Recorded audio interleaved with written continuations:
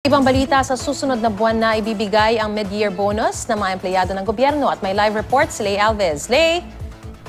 Maris, matatanggap na ngayong Mayo ng mga empleyado ng gobyerno ang kanilang mid-year bonus na katumbas ng isang buwang sweldo.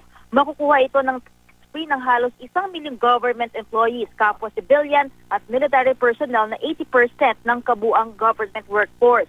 Alinsunod kasi sa Republic Act 10653, hindi papatawan ng buwis ang 13-month pay at iba pang mga benepisyong dilalagpas sa 82,000 pesos.